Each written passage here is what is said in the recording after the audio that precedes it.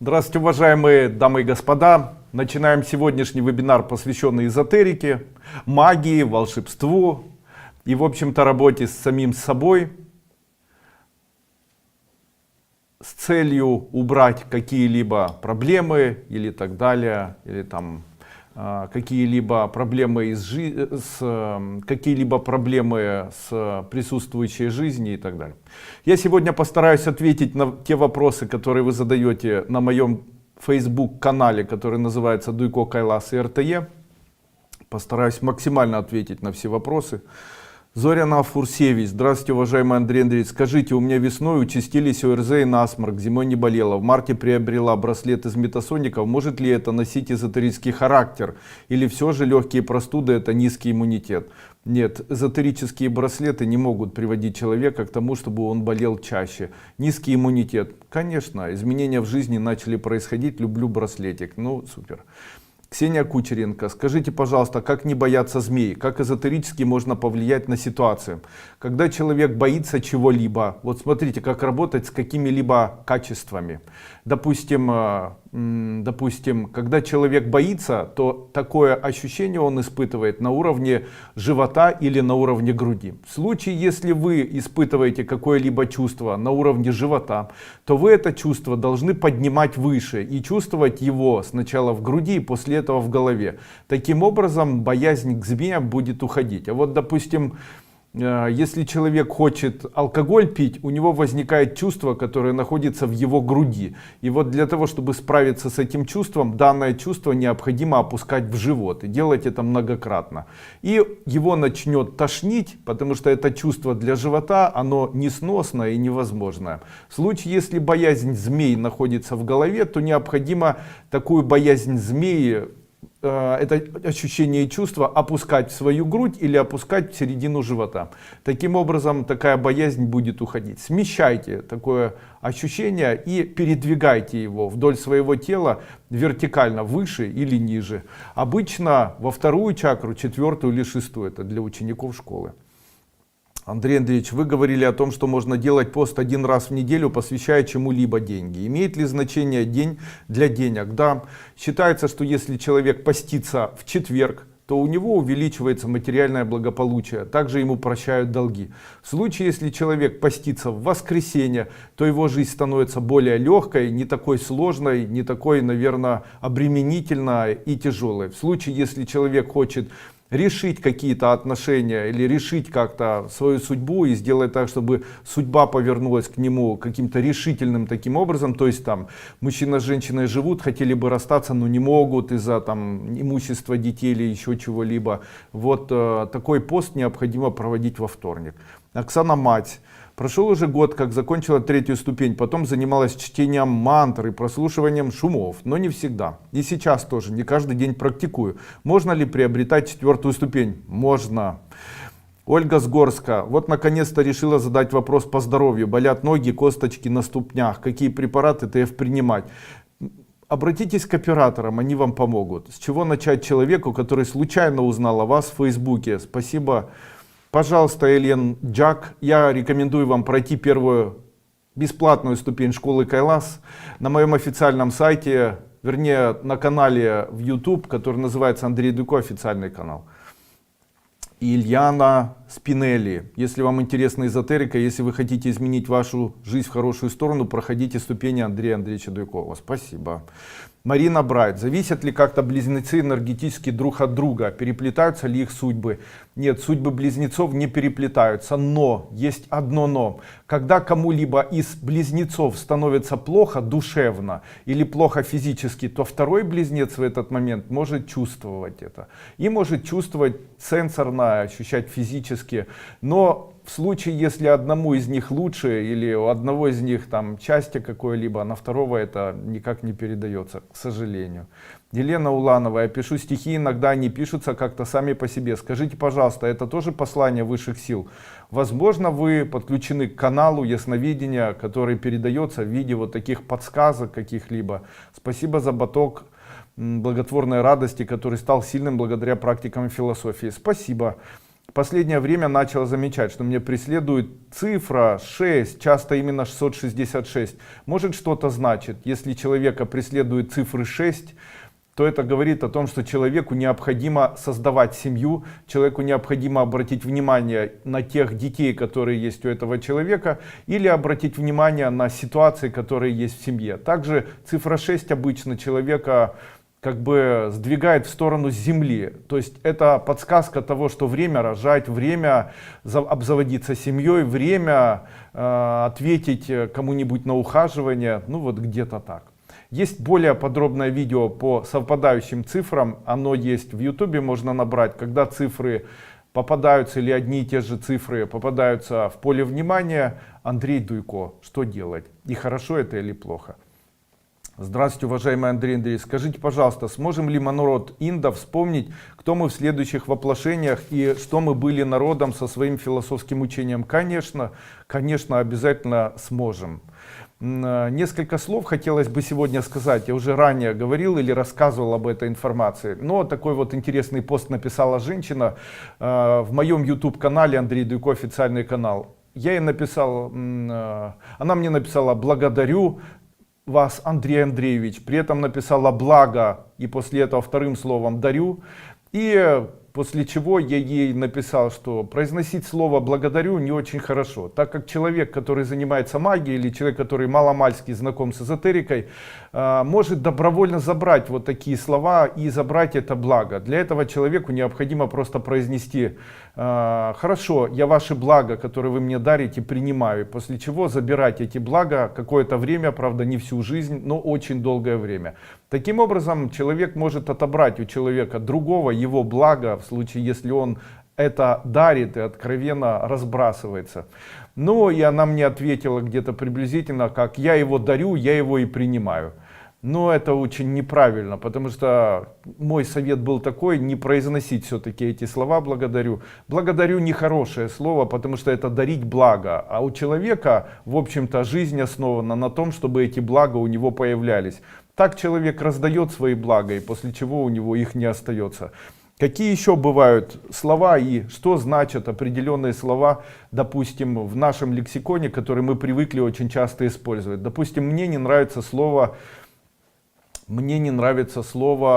допустим, сейчас я подумаю, ничего себе. Дело в том, что слово «ничего себе» в свое время придумали эзотерики. Это все, по моему мнению, находилось на территории Одессы. Тогда жили там верующие иудеи и неверующие иудеи. И для того, чтобы создавать определенную магию, они придумали вот такой момент. То есть они начали использовать слово «ничего себе». Каким образом они его использовали? Человек заходил, и когда человек заходил и стоял, то человек, которому он заходил, вот этот иудей, который находился на рынке, он ему говорил: ну как там дела на улице? И там человек рассказывал: представляете, сегодня на улице там были какие-то проблемы. В этот момент этот человек, который должен был продать эту одежду или там какой-либо товар, он ни о чем не думал, а произносил мысленно или шепоток такой, он произносил. Не так, он произносил вслух «ничего себе», и после этого про себя или шепотком произносил «все тебе». Дело в том, что когда произнести «ничего себе, все тебе», то тогда человек, который приходил к нему за этим товаром, попадался на удочку и начинал покупать у него этот товар. То есть человек произносил вслух «ничего себе», и после этого шепотом «все тебе, что у меня есть», или «весь товар тебе». После этого человек попадался на вот такую эзотерическую установку, после чего у человека появлялись желание покупать какой-либо товар у этого человека. Ну, это дословно и досконально правдивая информация. Объясню почему. Я в свое время изучал эзотерику и пытался найти вот такие какие-то нюансы, которые связаны с нюансами в разговорной речи. И нашел таких людей, которые были не русской национальности, которые поделились вот такими обрядами, которые действительно имели место быть, их придумывали в Одессе, ну и в дальнейшем использовали только посвященные люди. Есть целый ряд слов, которые мы говорим и не понимаем, что это такое. Допустим, когда человек говорит «спасибо», о чем он говорит? По моему мнению, «спасибо» это значит не «спаси Бог», а «спаси от боли». То есть смотрите, как это выглядит. Человеку говорят «здравствуйте», то есть что ему желают? Ему желают здоровья. А потом, когда прощаются, говорят «спаси от боли». А что такое болезнь? Болезнь — это тоже фактически элемент боли, когда человек начинает болеть. Болеть, боль. То есть таким образом, когда человек говорит «спасибо», он фактически говорит «спаси от боли тебя». А кто спаси? Бог там или там еще какое-либо существо. Таким образом, слово «здравствуйте» и слово «спасибо» имеют фактически одно и то же значение. А иногда люди говорят «ну все, пока». Что это обозначает? По моему мнению, слово «пока» это сокращенное слово «покайся». Потому что очень часто, когда человек встречается с другим человеком, то он преследует корыстные цели какие-либо и очень часто врет. Ну и для того, чтобы вот такое вранье не влияло на другого человека, ему говорят «ну все, пока». Таким образом это где-то звучит так: «ну все, покайся во лжи». И это не переносится на того человека, который к вам приходит. Вот я уверен, что если человек приходит и предлагает вам какой-нибудь бизнес или еще что-то, и вы загораетесь, то это скорее всего будет просто выманием из вас денег. Ну и вот хорошо ему сказать «пока-пока», ничего страшного. Звучит «каяться» — это сожалеть о поступке, который ты совершил, особенно от лжи. Есть целый ряд вот таких слов, сегодня особо о них больше говорить не будем. Итак, дальше. Елена Милен пишет вам, ученица 6 ступени: интересное развитие болезни было, срезонировала на скандальную тему в офисе и несколько дней ее в себе переживала. Внезапно температура 38 градусов, выкарабкалась через 3 недели, ого, и снова попала в вредоносную тему из своей прошлой жизни. Снова возникла температура. Страх, ну и мысли вдруг заработали. Снова в ту же грязную лужу угодила. Поработала 66-м с НГ, осознала, что это от нервного восприятия, осуждения. Температура ушла. Смотрите, как все устроено. Болезнь — это фактически оханье. А что предшествует оханью? Вздохи. Смотрите, как мир устроен. Если человек вздыхает, делает так. От чего он вздыхает? У него появляется разочарование, которое является, возможно, следствием того, что этот человек ставит кому-нибудь задачи, ждет, что кто-то будет выполнять какие-либо задачи, то у него в дальнейшем это создает вот такие разочарования. Именно поэтому совет такой: для того, чтобы не разочаровываться, не ставьте задачи, говорите всегда «я ни при чем». Это пусть лежит эта ответственность на других людях. Тогда у вас не будут разочарований, и у вас не будет вот таких вздохов. Когда вас кто-то раздражает, вы вздыхаете. Когда вас кто-то нервирует, вы вздыхаете. Говорите себе слова «я ни при чем».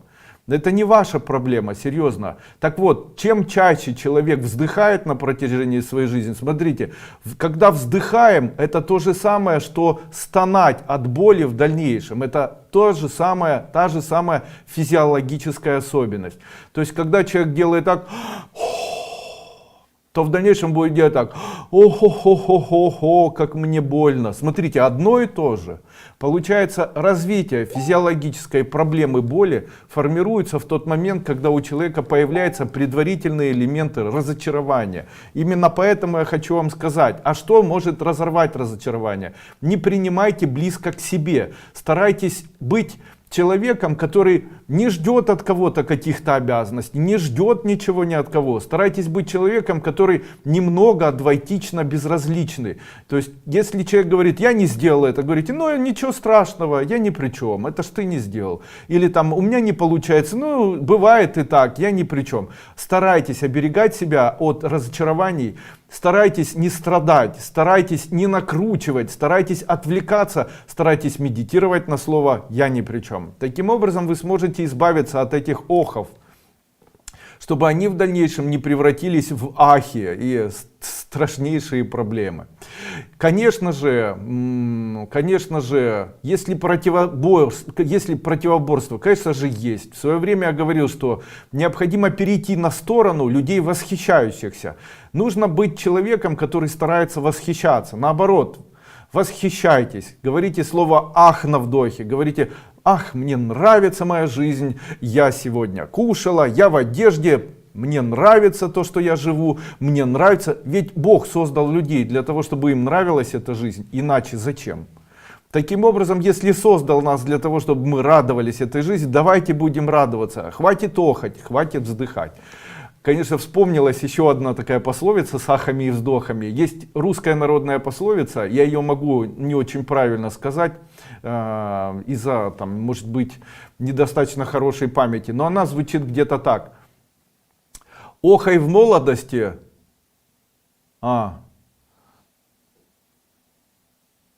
ахай в молодости, чтобы в старости не охать. Вот.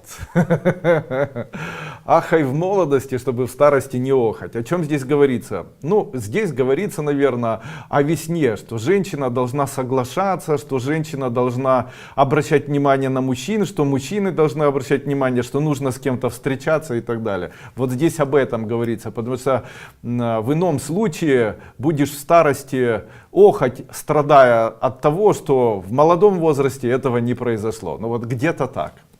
Тоже народ очень умный, и пословицы народные не очень умные. Ну и я, наверное, дал вам ответ, что же вам теперь делать. Будьте тем человеком, кто ни при чем, тогда у вас температура не будет подниматься. Ну вот где-то так и делайте. Ильяна Шпинелли, еще раз. Когда смотрю вебинары, отвожу глаза вправо, копируется изображение телефона. И вы там, Андрей Андреевич, как фотонегатив, черно-белое изображение, это и есть экран? Нет. И это изображение висит, и он двигается, не стоит на месте. Ну, можно условно сказать, что это экран. Либо когда смотрю на предмет, отображается рядом, как будто двоится. Это связано с раскрытием ясновидения? Да. Или это проблема с глазами? Нет, это ни в коем случае не проблема с глазами. Я на первой старой ступени рассказывал, как открыть канал ясновидения. Вот как раз там такие упражнения я давал. А были еще более старые ступени, там я рассказывал о методах расщепления, когда смотришь на предмет, отворачиваешься от него, и после чего представляешь, будто ты пытаешься ощутить вкус этого предмета, понюхать, погладить и так далее. Тогда мы начинаем более подробно снимать информацию, утоньшаем свои сенсорные такие тонкие сенсорные ощущения и, видимо, ощущаем все так, что это отражается в дальнейшем на развитии нашего и паранормальных способностей, и нашего восприятия мира и так далее. Світлана Ткаченка, дякую за вашу турботу, добре серце. Скажіть, будь ласка, під рукою в мене жировик, як його можна позбутись энергетично? Дякую вам за відповідь.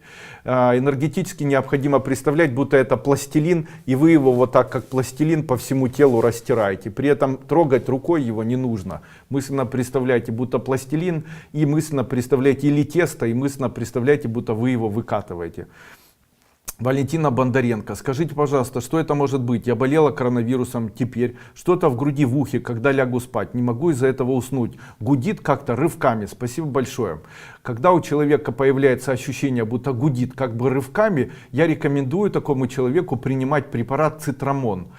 И данный препарат может убрать вот такую проблему, восстановив его центральную нервную деятельность. Вообще, скорее всего, это связано с тем, что происходит истощение центральной нервной системы. Такое истощение центральной нервной системы очень хорошо лечить препаратами для восстановления центральной нервной системы. Среди таких препаратов на первое место можно поставить препарат альфа-липоевая кислота. Принимайте его в большой дозировке, 300 мг 2 раза в день. Это уберет вот такое гудение из груди. Светлана Рыхтик, за все, что вы делаете, признательно. В данный момент практикую практики с мастер-класса, причем при чтении кодов или мантр сильно начинает чесаться лицо, руки, может что-то делаю не так. Вы делаете все правильно, просто когда вы читаете определенные мантры, эгрегориальные сущности, которые живут в вас или налезли на вас, они начинают двигаться и начинают с вас слазить. И вот в этот момент мы начинаем ощущать вот такой зуд. Но снимайте правильно, вот таким образом как бы назад себя сталкивайте. Тогда зуд будет исчезать, а с лица вот так. Таким образом вы очиститесь от энергетических влияний, и вам заметно будет лучше после этого. Любовь Савчук, прошу рассказать о гепатите С, о возможности лечения. Сегодня я читал отзыв такой, писала, я не помню фамилию, одна из моих знакомых. Она написала мне о том, что она принимала препараты Битулин моей компании, и ей сняли диагноз гепатит С. И вот рекомендую, собственно, принимать препарат Битулин по одной таблетке 3 раза в день на протяжении 2-3 месяцев. За 3-4 месяца можно убрать гепатит, за 4-5 месяцев заболевания синдром Жильбера. Это очень часто происходит. Я очень рекомендую использовать данный препарат. У нас препарат очень хорошего качества, мы его производим самостоятельно. Ольга Данилова, у мужа от первого брака есть дочь, ей 21 год, она очень пышненькая. Вопрос, можем ли мы ей дать способ для похудения из новогоднего семинара с ключиком? Да. Знаем, что делиться можно только с родными по крови. Она не ученица школы и живет с парнем, не расписано, который тоже очень крупный. Как я поняла, ей можно, а ему нет. Можете и ей, и ему, я вам разрешаю. Ольга Яковлева, низкий поклон и восхищение. Вы как-то мне мельком сказали, что у меня есть дар целителя. Подскажите, как его развить, как почувствовать, что он есть? Развить его несложно. Покупайте мои семинары, которые называются «Эзотерическое целительство», 1 и 2 часть. А также семинар, который называется «Ментальные техники целительства». Проходите все эти 3 семинара и в дальнейшем используйте их для лечения других людей на расстоянии и своими руками. Семинары очень интересные, очень необычные, могучие, можно так сказать. Хочу сказать вам, что сейчас будет проводиться марафон целителя, где я буду дистанционно работать с людьми, которые будут участвовать в этом марафоне целительства. После этого марафона целительства, где-то на протяжении месяца или может быть там чуть-чуть позже, я проведу 3-дневный курс целителей, где я буду обучать всем эзотерическим методам целителя или целительства дистанционно. То есть я буду объяснять, как это работает, что влияет, там, каким образом это все делается и так далее. Поверьте мне, это очень-очень интересная работа, она очень сложная, много такая ступенчатая и очень эффективная на 100%. Скажите, пожалуйста, в заседании РТ вы давали код на исполнение желаний. Его в один день практиковать нужно в полнолуние или можно неделю после полнолуния? Можно в неделю? Виктор Иванов, подскажите что-нибудь упражнение, у меня гипотиреоз, принимая гормоны щитовидной железы, мне 34 года. Делайте так, представляете, будто вы делаете вдох через зубы сзади и выдох так, как будто у вас вот здесь щитовидная железа, это горн. Кузнечный горн, из которого идет выхлоп горячего дыма и огня. И делаете так, через горб, а спереди представляете, будто вот такой дым с огнем. Если делать так ежедневно на протяжении 1,5-2 месяцев, то можно вас снять в дальнейшем с гормонов щитовидной железы. Но нужно представлять, здесь сразу сколько времени. Лучше всего это делать 3 минуты 1 раз в день утром, 1 раз в день там в обед, 1 раз в день вечером, 1 раз в день перед сном. Можно больше раз делать, но в разное время. Ирина Смирнова, долгого времени вам, вашим близким здоровья. Скажите, пожалуйста, мой младший сын Александр заканчивает 9 класс. Не отвечаю на эти вопросы. Выходя на улицу, я стала применять практику. Представьте, что люди, идущие тебе навстречу, подходят и обнимают тебя. И заметила несколько разных реакций. Первое. Обнимаются с удовольствием, улыбаются. Особенно маленькие дети смеются. Кто-то обнимается безэмоционально. Кто-то не хочет совсем. Но если ему говоришь, ну что ты, давай, тоже все-таки обнимается и улыбается.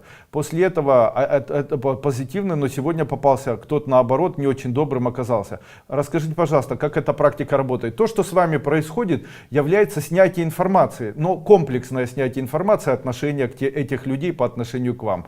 Поэтому вы снимаете вот такую информацию, вы ее снимаете комплексно. Те люди, которые хотят обниматься, действительно смогли бы быть к вам по отношению к вам хорошими и добрыми людьми. Те, кто откровенно отворачивается и не хочет обниматься, для вас является человеком, который, вы его, видимо, раздражаете, не нравитесь внешне, или если человек даже может как бы энергетически вам показаться, что он хочет вас оттолкнуть и ударить, то человек настроен агрессивно, плохо и так далее.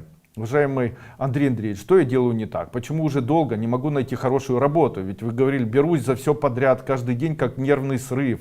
Все не то, и минус даже. Я и практики делаю, и 24 часа думаю, что еще искать. Нервное напряжение не уходит. Это как порочный круг. Прекратите все делать и попробуйте несколько дней выспаться. Несколько дней выспаться. После этого скажите себе, в какой области вы бы могли сейчас быть наиболее эффективной. В вашем случае очень хорошо было бы устроиться на какую-нибудь совсем простую работу типа администратор и поработать где-нибудь какое-то время администратором в банке, в парикмахерской, там еще где-то. Не торопитесь, просто поработайте. Вам подходит большое количество женщин, хорошо было бы вам там начать работать. Дарья Сергеевна, как вы считаете, насколько нумерология точна в расчетах? Сам пользуюсь, мне нравится. Но Владимиров, по-моему, мне нравился когда-то. Могу фамилию путать, но, по-моему, Владимиров. Вот его нумерология мне понравилась в свое время. Светлана Шацких, вы хороший учитель, у нас прекрасно учить. Спасибо. Любовь Турова, есть ли эзотерический метод от комаров и мошек? Да. Необходимо позвать к себе большую... Необходимо позвать к себе большую, знаете, такой простой есть. Вечером перед сном поднимите палец левой руки указательный вверх и скажите: а меня с завтрашнего дня больше не будут кусать комары. А меня с завтрашнего дня не будут больше кусать комары. Если вы ученик школы, скажите: да, Андрей Андреевич, и представьте, будто я вам отвечаю: да. И после этого заметите, что вас перестанут кусать комары. Это только для учеников школы. Как стать учеником школы? Сразу же такой вопрос. Что многие увидят данный семинар в YouTube и сразу же возникнет вопрос, как стать учеником. Это несложно сделать. Для того, чтобы стать учеником школы, необходимо набрать в поисковом окошке YouTube канала слова первый день, первая ступень школы Кайлас. После чего вы перейдете первую ступень, первый день школы Кайлас, и там будет вся первая ступень эзотерической школы Кайлас в 10 днях. После чего напишите первый день второй ступени школы Кайлас, и точно так же вы можете перейти ко второй ступени. Это тоже 30 часов информации, пройти и первую, и вторую ступень, и это совершенно бесплатно. Елена Литвиненко, будет ли считаться эзотерическим долгом помощь государства, от государства, если дают на развитие бизнеса? Нет, не будет считаться долгом. Государство у вас берет, а это его долг вам. Елена Капанчук, почитайте что-нибудь волшебное из своих книг, всегда очень интересно слушать, с удовольствием. Какое-нибудь место открою сейчас и прочитаю. Долго я не мог понять, почему у обычных людей не получается становиться успешными и счастливыми людьми. Я думаю, что это связано с тем, что большинство людей ничего не хочет создавать для этого мира. Ведь это же понятно, как белый день. Если мир должен тебе что-то давать, то и ты должен что-то давать этому миру. А мы даже работаем на кого-то, а не на себя. Нужно стараться делать что-то для мира, писать статьи, их публиковать, создавать музыку, делать поделки, готовить пищу, но это делать самому или заставлять кого-то делать для тебя. Так ты даешь миру сам или через кого-либо, и мир хочет давать тебе. Делайте, мой совет такой: хотите, чтобы мир вам давал, старайтесь что-либо для мира делать. Что можно делать для мира? Выйдите на улицу, посадите цветочек, сделайте какое-нибудь видео, выложите его бесплатно в YouTube и так далее. Это все как бы для мира, с какими-нибудь полезными советами, даже списанными или считанными где-либо. Делайте это для мира, тогда у вас будет постоянно что-то, что будет давать вам мир взамен. Так уж это устроено. Также миру можно желать что-нибудь. Мир, я желаю тебе развития. Мир, я желаю людям благополучия и радости. Пожелайте кому-либо, улыбайтесь окружающим людям. Коммуникация — основа нашего благополучия, поэтому улыбаясь кому-либо в этом миру, улыбаясь незнакомым людям, улыбаясь людям, с которыми вы коммуницируете, вы можете привлечь очень быстро в жизнь успех. Это проверенный метод. Я еще очень часто кому-нибудь делаю комплименты. То есть, если я встречаю незнакомую женщину там, или мужчину, вот сегодня я в банке был, мне выдали документы, я этой женщине сказал: огромное спасибо, вы самый лучший работник вашего заведения, и при этом очень красивая женщина. И в прошлый раз я это сказал, и сейчас она это вспомнила. Вы представляете, она так расплылась, потом встала, из очереди отошли, она отдельно мне выдала этот документ. Хотя я хочу вам сказать, что ей было легко сегодня сказать мне, что он еще не готов, потому что он не лежал в архиве, а лежал в отдельной папке или в отдельной, которой только сегодня напечатали, ей выдали, видно, из канцелярии. Она очень, я говорю, вы так милы. Потом, когда я приехал в банк и начал говорить с женщиной, я говорю: надо же, на вас такой красивый желтый свитер. Она говорит: да, это нам банк выдал желтый свитер. Я ей говорю: надо же, я никогда не видел, чтобы были такие желтые свитера. Я говорю: я надеюсь, что банк вам когда-нибудь сможет оплачивать еще и хорошо вашу работу. Она говорит: да, банк. Я говорю: а где вы живете? И так далее, и так далее. Потом в самом конце говорю: меня еще так хорошо, как вы, никто никогда не обслуживал. И она говорит: ой, большое вам спасибо. Вы знаете, это удивительное такое качество, когда вы делаете комплименты. Как Джава говорил, давайте говорить друг другу комплименты и говорить, и запоминать хорошие моменты. И вот я к этому тоже призываю. Вот я когда-то сказал своему знакомому, который продавал шаурму, он говорит: я поставил шаурму там между городом и деревней. И говорит: у меня ее не покупают, потому что люди в деревне ее могут сами приготовить. Что мне, закрываться теперь? Я говорю: послушай меня внимательно. Сейчас, когда ты будешь делать шаурму, то каждому человеку, который будет подходить, желай что-нибудь хорошее, а также этому человеку говори комплимент, если это женщина. Прошло там 5 или 6 месяцев, вот мы постоянно, каждый вечер проезжаем мимо его шаурмы, и у него постоянно, круглосуточно работает уже 2 повара, а его нет.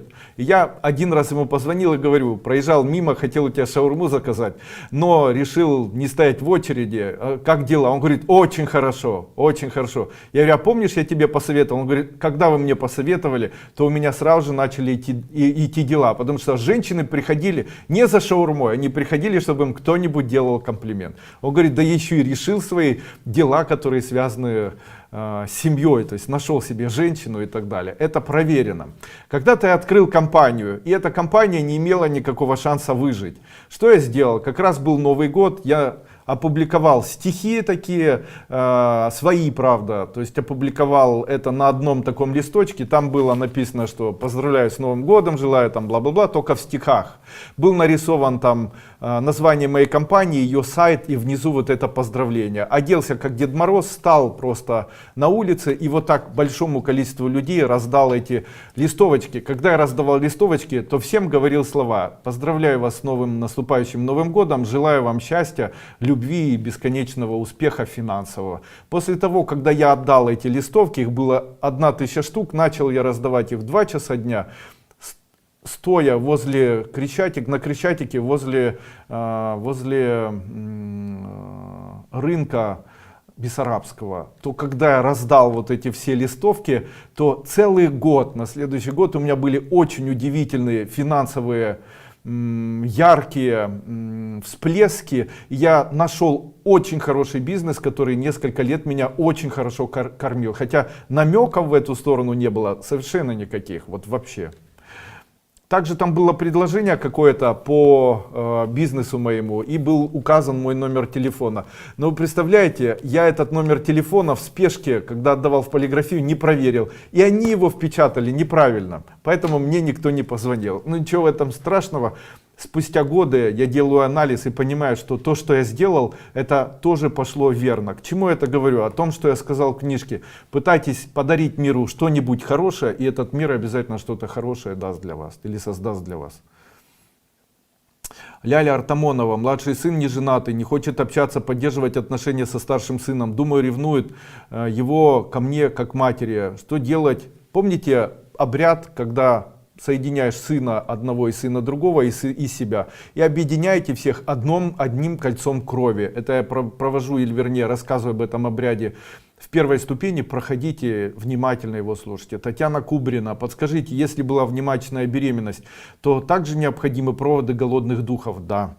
Мила Мишель: как помочь человеку эзотерически избавиться от булимии? Когда вам будет хотеться, то нужно представить, где вам это хочется, и поднять либо в голову, либо из головы и груди опустить в живот.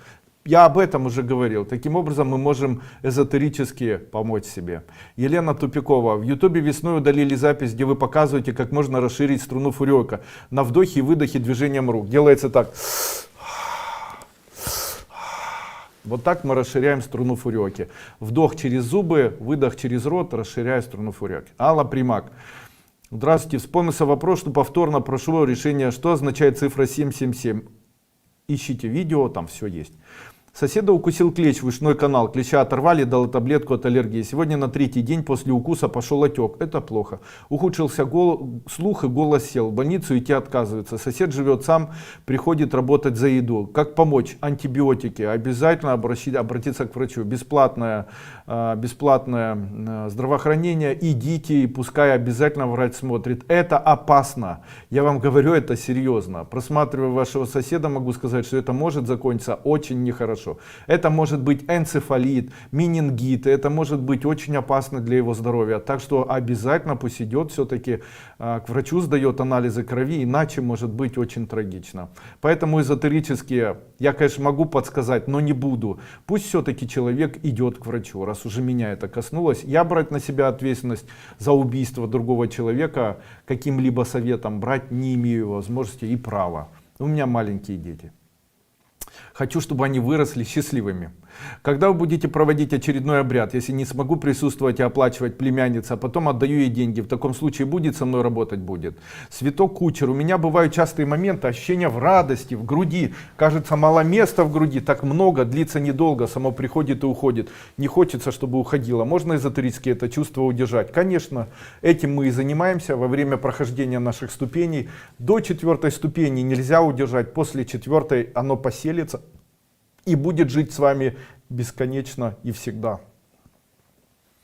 Андрей Андреевич, подарите, пожалуйста, код для женщин, чтобы мужчины не исчезли после первого знакомства. Навсегда. Искали встречи и общения. Честно говоря, не встречала такой код. Очень напрасно, этих кодов очень много у меня. Необходимо представлять, когда вы с мужчиной, необходимо им восхищаться.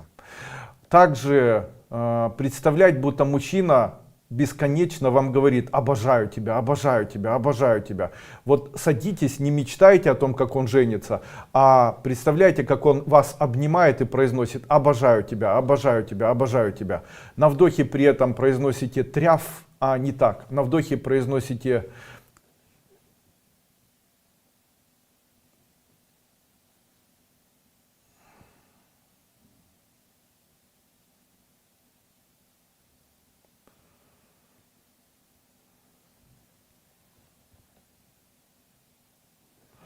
а-яу, а на выдохе за. А-яу, а на выдохе за. Вот такой код используйте. А-яу, а на выдохе за. Тогда он будет вас обожать. Анна Баладан. Я попробовала убрать косточки, наросшие возле больших пальцев на ногах, эзотерически, но у меня ничего не получается. Может, есть какой-то способ, есть в эзотерической, да, способ простой есть. Берете яйцо в скорлупе, заливаете уксусом, ставите в темное место на 5-6 дней. После чего прокалываете это яйцо, которое вздуется в блендере или миксером, взбалтываете это все и натираете ногу вот таким яйцом, и тогда все косточки и наросты исчезнут. Вот так это все работает. Ольга Шестюк. Здравствуйте, Андрей Андреевич. Очень надеюсь, в этот раз мне подскажите. Дочь преследует какие-то неприятности, просто бесконечная череда драм. Началось после окончания школы, приходится искать другое место, родилась тогда-то, в этом году страшная трагедия, погиб сын, это беспокоит, связаны такие вещи в жизни. Хочу вам сказать, что очень часто это связано вот с чем. Горюющий человек, человек, который озлоблен, человек, который ненавидит весь мир, это человек, который притягивает неприятности. Он живет по принципу толкателя или по принципу плюса. Для него мир — это место выживания.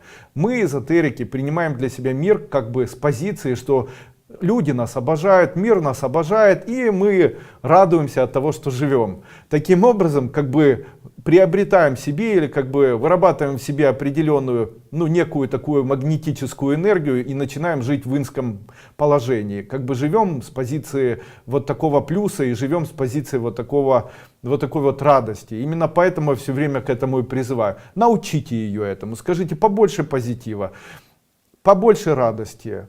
Так и произноси себе: мне радуется, мне нравится, что я сегодня живу, мне нравится, что я одета, мне нравится, что дети счастливые и так далее. Но я понимаю, девочка живет без мужа, девочке тяжелая жизнь воспитывает детей и так далее. Ну пусть старается все равно в этом всем находить какую-то радость. Дети здоровы, уже радость. Вы понимаете, радость увеличивается к радости.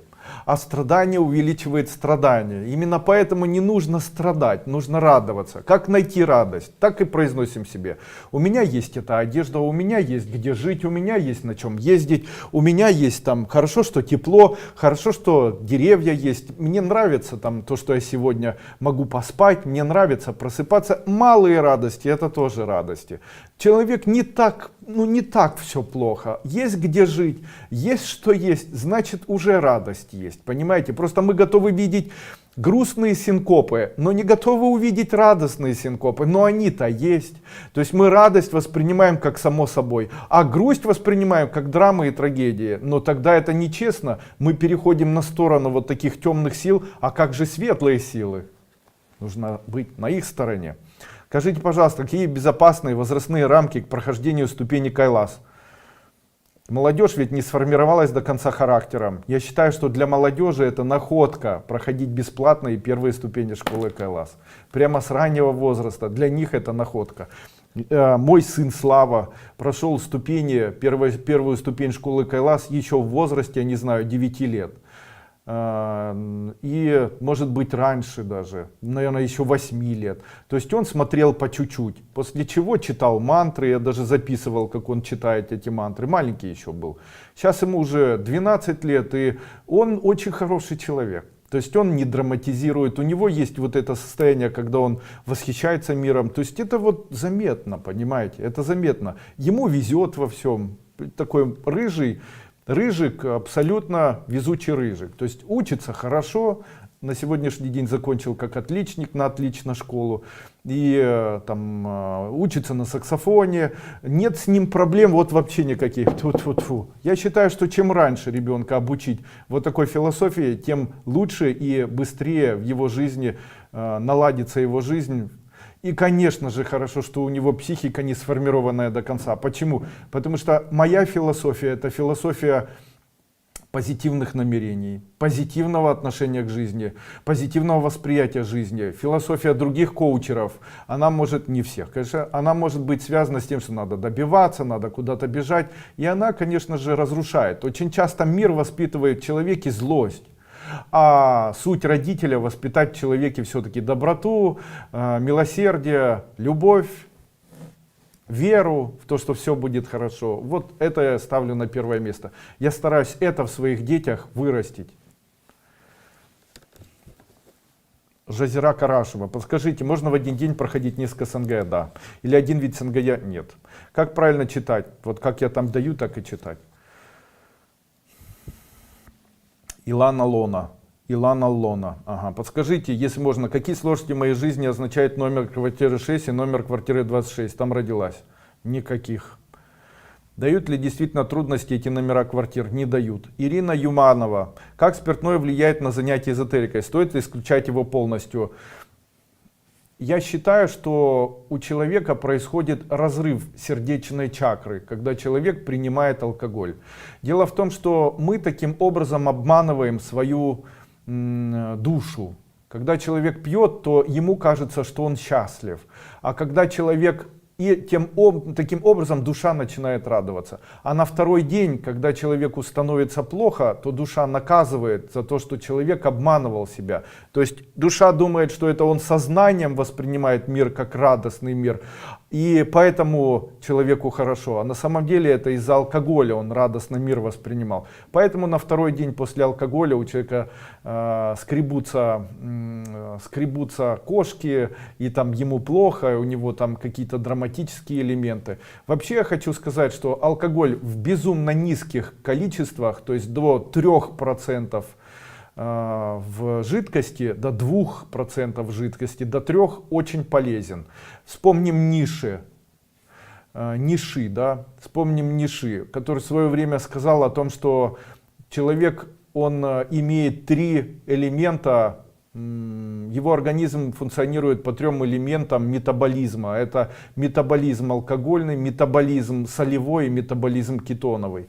И вот он говорил, что для человека очень важно, чтобы присутствовал метаболизм алкогольный. И именно он говорил, что если человек очень поправляется, не может сбросить вес, если у человека там развивается сахарный диабет 2 типа, заболевания сосудов на ногах, то человеку необходимо увеличить количество употребляемого алкоголя, и он советовал это делать так. Он говорил, что возьмите обычный спирт хорошего качества или алкоголь хорошего качества и разведите его так, чтобы был 1-2% в литре воды. Выпейте на протяжении дня этот литр воды, заметно похудеете и лучше будете чувствовать себя. Поэтому такой алкоголь, который не вставляет, он полезный. Алкоголь, который мы принимаем, это обычно удар в печень, а печень связана с паранормальными способностями.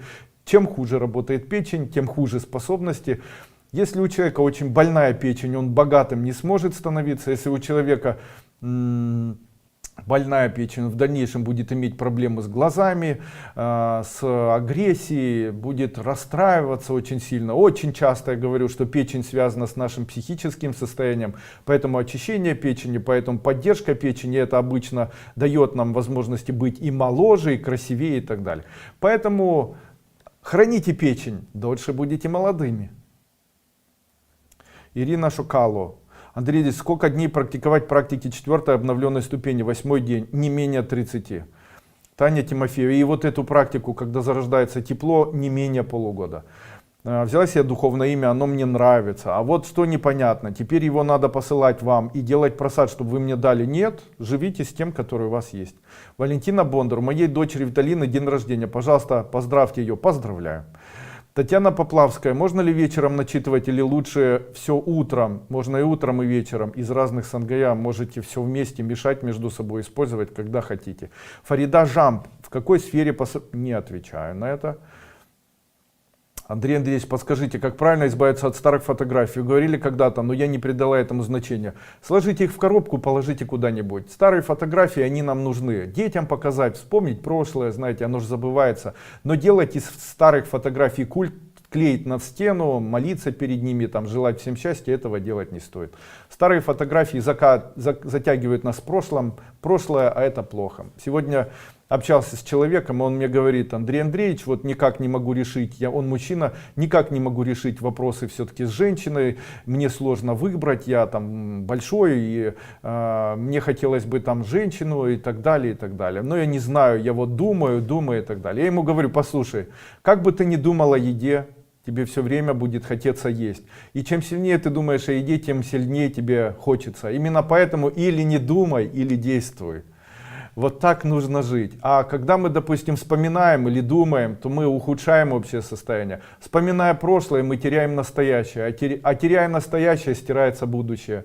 Будущее формируется или ткется, как полотно, когда мы живем и ощущаем это настоящее. А если наши мысли заняты событиями прошлого, если мы все время только там испытываем удовольствие, то будущее не соткется.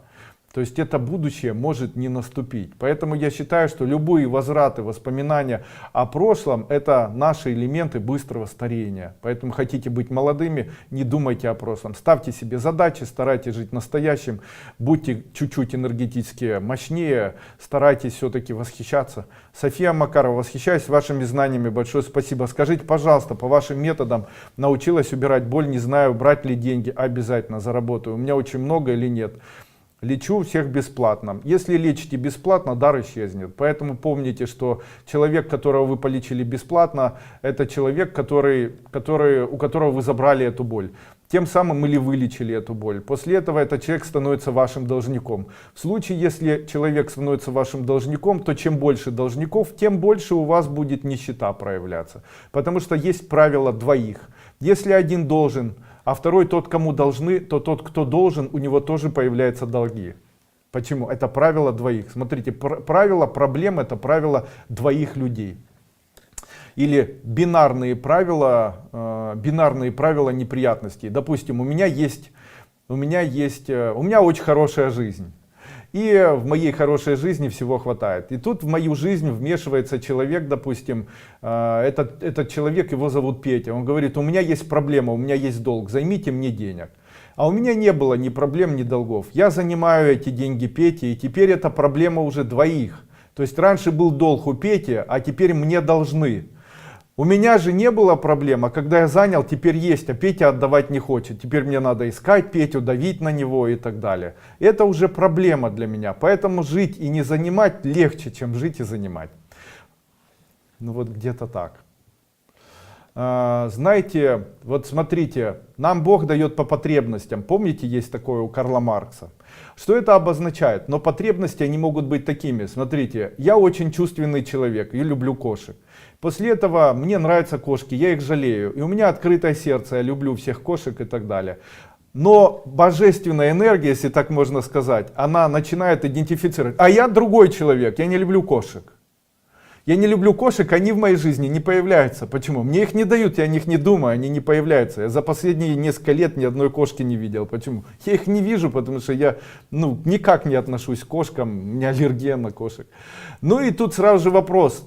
Но я люблю свою кошку, я люблю окружающих кошек, мне вообще нравятся кошки. Так вот, теперь я буду кошек находить везде, куда бы ни пошел. Это во всем, это так устроена эзотерика.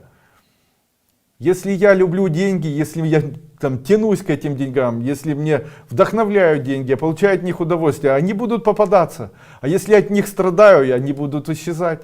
Если я обожаю кошек, у меня открываются двери и будет много кошек. Понимаете? Если я помогаю всем нищим, то нищие будут меня преследовать. И кто попало, будет постоянно хотеть занять у меня денег, чтобы сделать меня нищими. Почему? Чем больше я буду помогать вот таким людям, тем ближе я к ним буду становиться. Да. Становиться в их ряды. Почему? Потому что я ими восхищаюсь, я им отдаю часть своей жизни. А если я раздаю часть своей жизни, я могу оказаться в их кругах. Мария Джаблаева. Андрей Андреевич, старшая дочь занимается профессионально большим теннисом. Подскажите, пожалуйста, какие практики выполнять перед выходом на корт? Не знаю, о чем вы спрашиваете. Вообще не знаю. Что вы от меня хотите? Пусть проходит первая ступень. Женя Анисимова, как считаете, можно ли отмечать 40-летие? Конечно, я отмечал. Та-та-та-та-там. Алексей Фролов, интересно ваше мнение по поводу практики кружения вокруг своей оси. Стоит ли делать в какую сторону? Много противоречий информации могут кружиться часами. Пробовал совмещать с прослушиванием через динамики. Когда вы крутитесь против часовой стрелки и у вас есть какое-либо желание, то оно сбудется. Если женщина в воде крутится против часовой стрелки, то она выйдет замуж.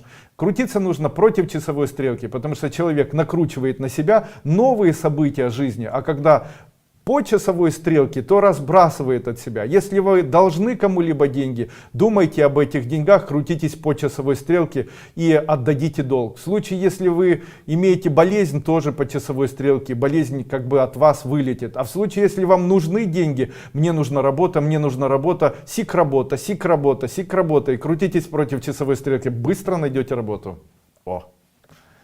Как говорит мой сын Слава. Когда мы видимся с утра, он говорит, я говорю, да, У него, правда, это получается многозначительно, не так, как у меня. У меня такой вопрос по поводу реинкарнации. Да ладно. Есть такая либо связь между числами рождения ребенка и когда-либо умершего человека? Нет. Не знаю, как правильно сформировать. Вы сформировали. Например, родился ребенок, такие числа в наше время. Есть ли вероятность, что такое же примерно число он мог родиться в прошлых жизнях? Нет, нет, так не работает это. Елена Данила Хансен. Подскажите, как эзотерически сдать тест по вождению? Представляете, нужно ругать инструктора или хвалить? Хвалить. Хвалить. Хвалить и представлять, будто это объединять себя и его одной хордой. Прогревать эту хорду, как я обучаю, во второй бесплатной ступени. Вы солнечный человек, ой, спасибо. Хочется жить, меняться в лучшую сторону, спасибо. Хочется спросить, у нас в городе кришнаиты ходят по улицам, поют. Это секта? Стоит опасаться за внука? Он туда ходит. Спасибо огромное за ваш ответ. Но я бы не сказал, что это секта прям тоталитарная. Конечно же, это тоталитарная секта, она забирает детей, они потом всю жизнь подчиняются определенному канону, который есть. В чем он заключается? Когда человек приходит и посвящает свою жизнь служению какому-нибудь божеству или Богу, то это, конечно же, не нравится кому-то. Но вы можете быть абсолютно уверены, что кришнаиты с их каноном — это те же самые монахи, которые находятся в христианской церкви или в какой-либо другой церкви. Это монашество. Но и плохо ли христианское монашество? Но оно неплохо.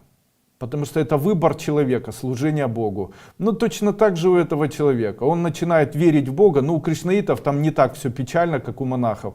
Ему не нужно будет уединяться или уходить. Но у него будет свое персонифицированное восприятие этого мира, в котором у него будут мечты такие, где он будет всегда и во все времена своей жизни хотеть быть ближе к Богу Кришне и будет посвящать все свои достижения Богу Кришне, будет думать о Боге Кришне и будет стараться каждый день произносить восхваление. Это индуистская религия, плохого в ней ничего нет. На самом деле, если выбирать большинство религий, которые есть на земле, и кришнаизм, я бы оставил кришнаизм, потому что это очень позитивно, потому что это очень как бы красиво и мягко. Да, для нашего социума это не подходит, но ничего в этом страшного нет. Тотально в привычном мировоззрении нашем, когда человек становится взрослым, после этого, после 40 там, зарабатывает себе на квартиру, на машину и так далее. Такое тоже у кришнаитов возможно. Ну и точно так же, как у обычных людей. А если не заработаешь, ну так и у нас есть среди обычных людей, живущих, что до 40 и до 50 живут в съемных квартирах, до 60 умирают в съемных. Ничего в этом страшного нет. То же самое происходит и там. Возможность развития все-таки имеется, что там, что там. Но радость все-таки такая, которая возникает и в христианской церкви, и в христианском монастыре, и, наверное, где-то в тибетском монастыре, и, наверное, в китайском монастыре, и, наверное, в кришнаистском вот таком храме, она все равно возникает. Это радость возможности контактировать с Богом, важность, наверное, присутствия Бога. В этом, по моему мнению, плохого ничего нет.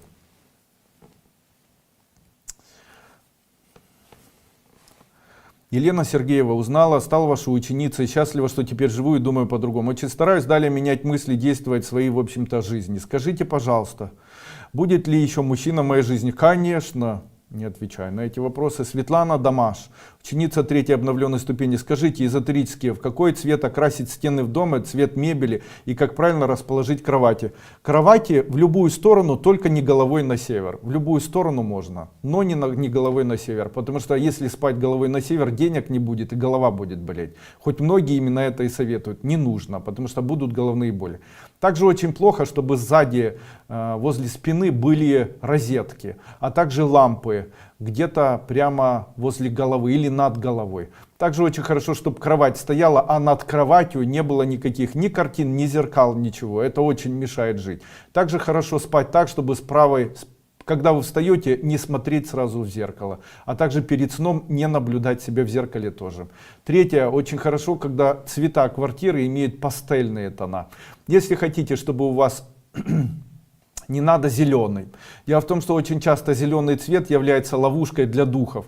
И какой-нибудь дух или какое-нибудь существо негуманное, или какое-нибудь существо там, вот смотрите, почистить квартиру с зелеными обоями гораздо сложнее, чем с обоями разного другого цвета. Именно поэтому там, где зеленые шторы, зеленые обои, обычно люди более угрюмые, более такие несчастные, более долго обижаются и так далее. А вот в случае, если они бежевые, то легко отходят и так далее. А если красные, то человек долго не сможет засыпать, а если засыпать, то долго не сможет просыпаться, потому что это больше астрально. Какие же цвета должны быть? Близкие, приближенные к светлым оттенкам: светло-бежевый, светло-зеленый, светло-розовый. Такие вот очень-очень поверхностные оттенки. Они дают ясность сознанию, ясность восприятия, их легко очищать с открытыми глазами. Аня Борисова: я ваша ученица. Как правильно работать с ваджей? Как держать ее разными кодами и заклинаниями? Это не имеет значения. Как держать ваджу, совершенно не имеет значения. Вот так, если держать ее, то быстрее будут исполняться мысли. В случае, если вот так держать ее и вот так соединить, это похоже на коровку, видите, манипхадру. Таким образом, если так держать и читать какие-нибудь мантры, то появится больше денег и материального благополучия. Также хочу сказать, что для материального лучше держать ее левой рукой. Вот таким образом, левой рукой, вот таким образом. Ну и проводить вот такие обряды, как будто вы зачерпываете что-то. Ом манипхадра пхум, ом манипхадра хум, ом манипхадра хум, ом манипхадра, сик манипхадра. Таким образом будет привлекаться материальное благополучие. Ом дзамбала зантай соха, ом шрим клим намах. То есть вот такие мантры и вот такие движения рукой могут привлечь. Чем отличаются левши и правши? По моему мнению эзотерическому, левша чаще поворачивает голову в левую сторону, так как он вынужден писать левой рукой. Правша же чаще поворачивает голову в правую сторону. И я хочу вам сказать, левая сторона берущая. Именно поэтому, если хотите, чтобы у вас было денег больше, это очень давно заметил, и в каких-то первых своих семинарах по магии денег я об этом говорил, что если вы человек, который старается зарабатывать в жизни своих денег, обращайте внимание, в какую сторону вы чаще смотрите или чаще поворачиваете голову. И старайтесь чаще поворачивать голову в левую сторону, потому что поворачивая в левую, будете принимать больше, поворачивая в правую, отдавать больше. Поэтому старайтесь стоять, когда нет покупателей, стойте так, чтобы смотреть через левое плечо. Когда покупатель зашел, старайтесь смотреть на него через правое плечо. Ну вот так где-то. Точно так же вот и с ваджрой. На убирание болезней и проблем в правую руку, на убирание психических заболеваний. Большой палец ставится на ваджру и прикасается пальцем к колбу, а левая рука стоит вверх. И вот таким образом можно убрать у себя психические заболевания. Ладно. Андрей Андреевич, подскажите, если я приобрела СНГ, стоит его практиковать год, например, будет результат? Да, будет. Вы не единственный человек, у которого тоже все и происходит, поэтому я стараюсь о себе ни с кем не разговаривать. О планах я даже с близкими не делюсь, как говорит моя бабушка, не говори гоп, пока не перепрыгнешь. Правильно говорите, тишина, спокойствие, но... Наблюдая за людьми, которые очень часто сталкиваются с какими-либо проблемами психической деятельности, я обратил внимание, что не завершил прошлый вот разговор. Так вот, в том семинаре, который я давал очень давно, я говорил, что наблюдая очень богатых или за очень богатыми людьми, я обратил внимание, что эти очень богатые люди очень часто смотрят левее, то есть их голова обычно чуть-чуть левее направлена. То есть они даже садятся вот так, чтобы их голова смотрела больше в левую сторону. Когда разговаривают, у них как-то влево все вот так вот. Знаете, это все очень удивительно. Человек, который бедный, наоборот, поворачивается правой стороной. И человек, у которого неприятности, клонит голову в правую сторону. Клоните голову в правую сторону, будут неприятности в жизни, клоните в левую. Сейчас вы можете проверить. Смотрите, если ваша жизнь сейчас настроена на то, чтобы вы больше зарабатывали денег, то болезни развиваются следующим образом. Вам больно поворачивать в правую сторону и не больно в левую. Вот. Если в левую больше опускается, чем в правую, значит у вас как бы предпосылки к тому, чтобы вы зарабатывали больше. Это все парапсихологические трюки. Или это все связано с магией и волшебством. И это все не связано совершенно со здравым смыслом. Поэтому, пожалуйста, если вы смотрите данное видео, не относитесь к этому как а почему так? А давайте разберемся. А как вы можете объяснить это? А как вы можете это объяснить и доказать и так далее? Я этого сделать не смогу. Хотите верьте, хотите не верьте, хотите проверьте. Ну вот где-то так. Я это использую в своей жизни. А если не в левую, не в правую, тогда это заболевание остеохондроз, солевой диатез. Итак, ни с кем не разговариваю, никому ничего не говорю, именно поэтому я в свое время выпустил свою книгу, которая называется «Магия денег». Вот она так выглядит. В этой книге «Магия денег» есть такие слога. Сейчас я прочитаю.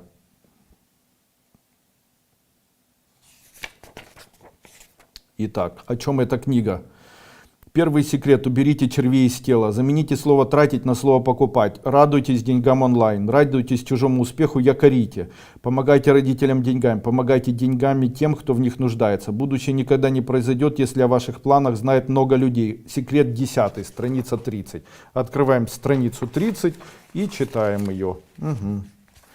Секрет 10. Будущее никогда не произойдет, если о ваших планах знает много людей. Держите свои желания в тайне. Многие совершают ошибку, хвастая успехами своими. Если у вас в планах крупное приобретение, подписание выгодного контракта или что-либо другое значимое для вас, всегда держите это в глубочайшей тайне. Если вы собираетесь начать новый бизнес и спрашиваете совет у родственников и знакомых, можете дело и не начинать, ничего не получится. Как это устроено? Когда другой человек слышит от вас о ваших планах, он может блокировать энергию вашего начинания энергией своей зависти. Энергия вашего потенциального начинания всегда слабее, чем энергия зависти, которую излучают завистники, так как они ее нарабатывают годами. Поэтому запомните, если вы что-то начинаете, держите это в большом секрете, никому ни слова, рот на замке. Это моя книга, которая называется «Магия денег». Очень рекомендую. Здравствуйте, Андрей Андреевич. Скажите, пожалуйста, какое значение имеет вышивание в эзотерике, если имеет значение? Если человек делает узлы крест-накрест или вышивает крест-накрест, то он должен говорить, что он в жизни хочет, и это придет. Таким образом, вышивание может быть с выпрашиванием для рода. Я желаю дочери счастья, я желаю сыну. Пусть каждая дверь откроется, пусть будет много денег. Шепчите и вышивайте. Обычно вышивали и читали молитвы во спасение. Там, Господи Иисусе Христе, Сыне Божий, помилуй меня грешную, или там, да воскреснет Бог расточаться, в разе его добегут, от лица его ненавидящие его, аки исчезает дым, да исчезнет, как китает воск от лица огня, так погибнут бесы перед лицом Бога нашего, Иисуса Христа и так далее. И вот вышиваете в этот момент. Потом дарите своей дочке, она вышиванку, говорите, это от чистого сердца. Она ее цепляет, и у нее уходят психические болезни, происходит там, исчезают там сглазы, порчи и так далее. И вы можете это все тоже делать. Пожалуйста, делайте такие эзотерически наполненные картины. Можете читать мантру мани падмехом, или какое-нибудь заклинание. Драм дрим дром сах шукрейнамах. Тина Шербина, учитель счастья, запуталась, малеха. Да что там? А что делаю не так? Скоро будет лучше. Спасибо за добрую надежду. Пожалуйста. Уважаемый Андрей Андреевич, у отца на могиле памятник крест наполовину втянула в могилу и покосила. Говорят, старые люди надо отмаливать из ада. Это глупость. Я понимаю, что папа не был святым, в жизни пил и курил и ругался. Как вся? Но когда был трезвым, готов был всем помочь. И последней рубахой поделился. Памятник ему поставили новый, с мраморной крошкой. Вот посоветуйте, как и каким образом из ада вытащить. Глупости это все. Не памятник виноват, а земля. Видно, земля проседает. А памятник нужно было ставить правильно. Для того, чтобы поставить такой памятник, нужно было фундамент сделать. И это все знают. Когда вы будете такой памятник, нужно достать крест, немножко убрать землю, сделать фундамент и на него поставить этот памятник. Вот так. Ничего страшного, ни в каком аду ваш папа не находится. Серьезно. Если бы в аду находились, то тогда Ленин бы вместе со своим саркофагом и мавзолеем утонул бы уже 1000 раз посреди Красной площади. И там не было бы ничего. Почему? Потому что подписывал такие заключения и подписывал такие документы, которые убивали там по 100 000 человек, знаете, и сажали. И там весь мавзолей вместе с Красной площадью должен был бы уже утонуть, там, я не знаю, в аду. И там даже шпилей бы не должно было торчать. Вот так. Эх, люди. А вам, наверное, говорит тот, кто хочет заработать. Говорит, давай я отмолю, а ты бабла мне заплатишь. Нелли Аврамова, учитель, существует ли код для щитовидной железы? Конечно, он есть. Вам для того, чтобы его знать, необходимо купить мой семинар, который называется «Коды Дуйко для здоровья». Или пройти семинары, там, где я рассказываю. Вот есть такое сангая по здоровью. Купите, и там все коды от всех заболеваний. Тамара Ленивая. Ух ты ж, фамилия какая. Результат у меня есть, но пишу в отчаянии. У дочки в марте муж умер, а у сына жена настаивает на разводе. Уже не алименты подала. Что случилось, не поймем никак. Кто подменил ее, но самое главное, она хочет увезти единственного моего внука из нашего города. Что делать? И можно ли спасти семью от разрушения? Да, Представляйте и делайте их прогревание хорды, схлопывайте их миры по второй ступени. Покою сыну и мне нет, кто и голову заморочил. Делайте, как я говорю, и все сможете спасти. Сшивайте их, вот как я рассказываю, на второй бесплатной ступени. Пройдите внимательно, делайте то, что я там говорю. Марина Брайт. Если носишь метасоник от энерговлияния, это значит, что он работает полноценно, не завися от псиэнергии. Конечно, повлиять на вас энергетически невозможно. Елена Куб, расскажите более подробно об завтрашнем обряде, что должно быть после него, и потом это все выбросить или куда. На завтрашнем обряде проводы гневных духов, которые возникают от того, что женщина сделала аборт. И почему это возникает? Когда женщина сделала аборт, то ребенок энергетически 9 месяцев вынашивается и происходит его рождение. Рождение его души. Эта душа рождается и находится рядом с матерью, потому что не получает первое своего имени, не получает радости от того, что мама была, и не получает, собственно, маму свою. Тем и не получает тело, конечно же, свое. Конечно же, это все необходимо убрать, потому что такой дух становится гневным, постоянно пробивает энергетический кокон женщины и в дальнейшем мешает этой женщине быть счастливой. Если много было абортов, на женщину мужчина не обращает внимания, такие мужчины или там муж не хочет заниматься интимными отношениями с такой женщиной, такая женщина не имеет успеха в финансовых каких-то делах, операциях, ей не везет тотально. Таким образом, проведя такой обряд, можно в дальнейшем планировать и рассчитывать, что мужчины начнут обращать внимание, хорошо к вам относиться, и у вас дела финансовые пойдут лучше. Ну и, конечно же, такой обряд проводится человеком, который умеет его проводить. Для обряда вам необходима одна пеленка для одного ребенка. Одна игрушка для одного ребенка и одна конфета для одного ребенка. Конфета любая, игрушка любая, пеленка любая. После чего одна ароматическая палочка, что не обязательно. И ароматическое масло обязательно один флакончик на все пеленки.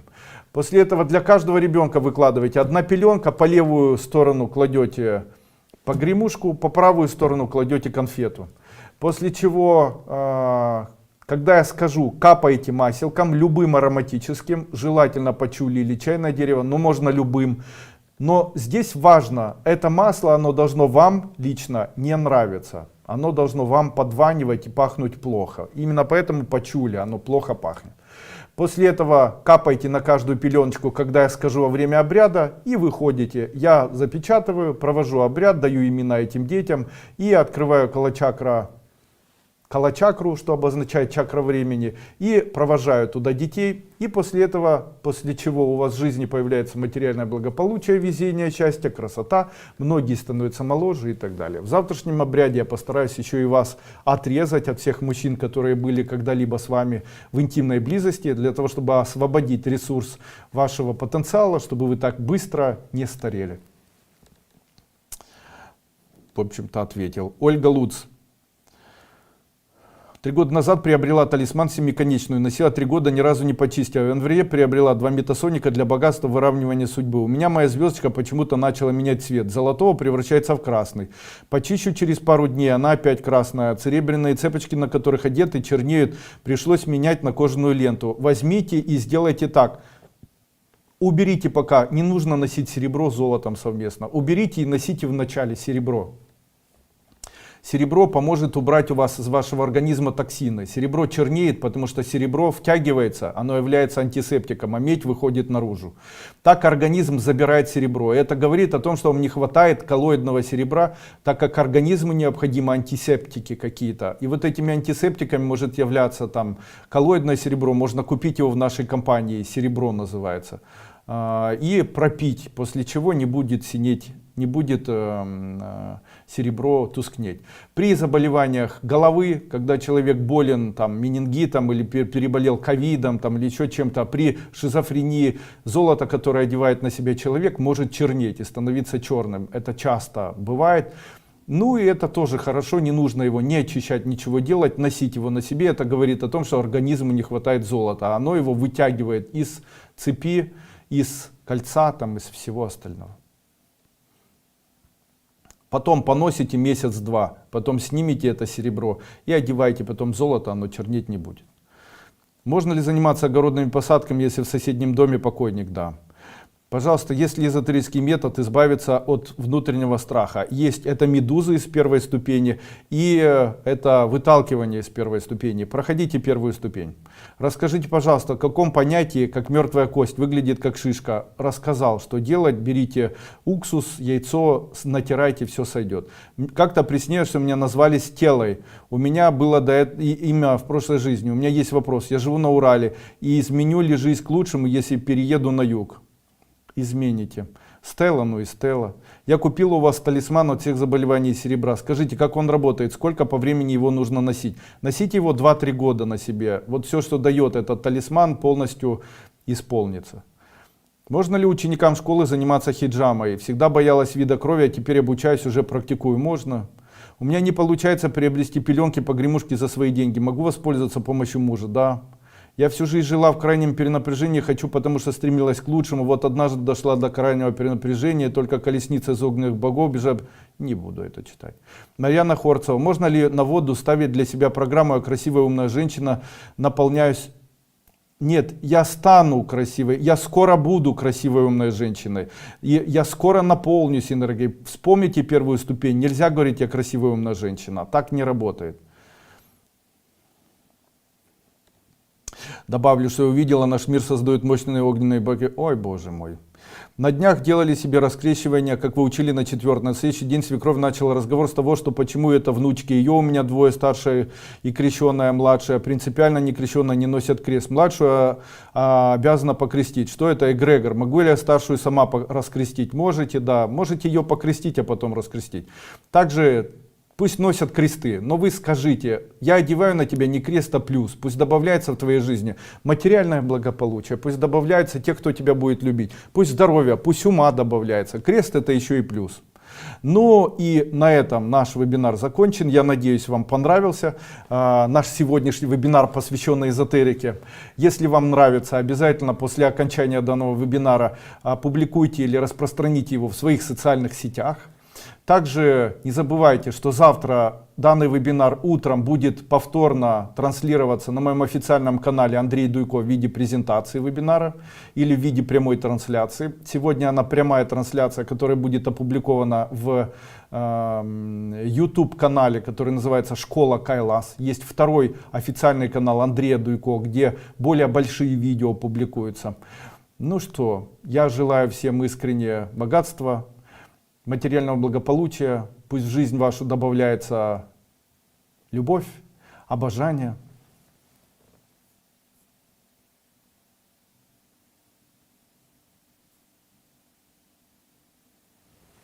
До свидания.